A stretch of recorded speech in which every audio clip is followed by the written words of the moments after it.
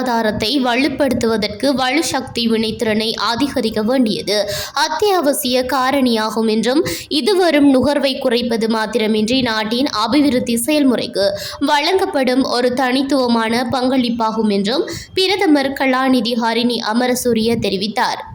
இலங்கை நிலைபெறுதகு வலு அதிகார சபையும் வலுசக்தி அமைச்சும் இணைந்து ஏற்பாடு செய்த இலங்கை தேசிய வலுசக்தி வினைத்திறன் விருது வழங்கல் விழா பிப்ரவரி 24 பண்டாரநாயக்க சர்வதேச மாநாட்டு மண்டபத்தில் நடைபெற்றது. இந்நிகழ்வில் உரையாற்றும் போதே பிரதமர் மேற்கண்டவாறு குறிப்பிட்டார்.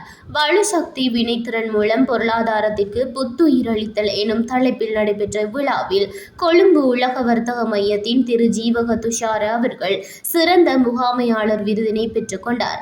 அத்துடன் national cleaner production centre, Forbes Marshall Lanka, world trade centre Colombo, BIC and Denta manufacture மற்றும் MAS ஃபேப்ரிக்ஸ் துல்ஹிரிய ஆகிய நிறுவனங்கள் வலுசக்தி வினைத்திறனுக்கான தங்க விருதுகளை தனதாக்கிக் கொண்டன. விழாவில் தொடர்ந்து உரையாற்றிய பிரதமர் வலுசக்தி வீண் விரயத்தை குறைப்பதனூடாக வெளிநாட்டு செலாவணியை சேமிக்க முடிவதுடன் அதன் மூலம் நாட்டின் பொருளாதாரத்தை ஸ்திரப்படுத்தவும் முடியும்.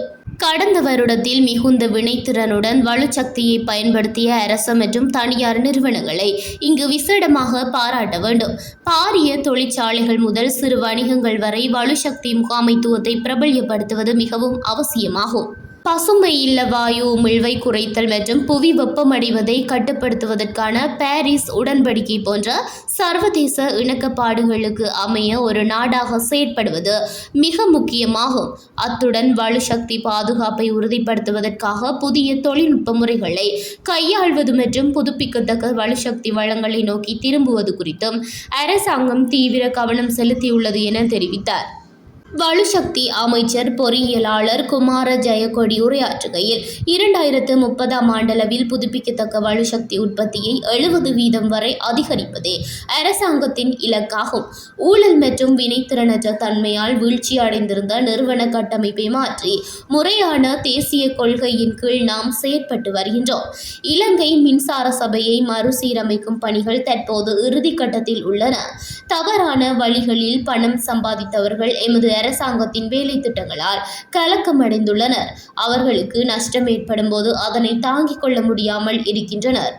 முறையான வழிமுறைகளின் கீழ் கொள்முதல் நடவடிக்கைகளை மேற்கொண்டு வலுசக்தி வினைத்திறனின் உண்மையான நன்மைகளை நாட்டு மக்களுக்கு பெற்றுக் கொடுக்க நடவடிக்கை எடுப்போம் என அமைச்சர் மேலும் தெரிவித்தார்.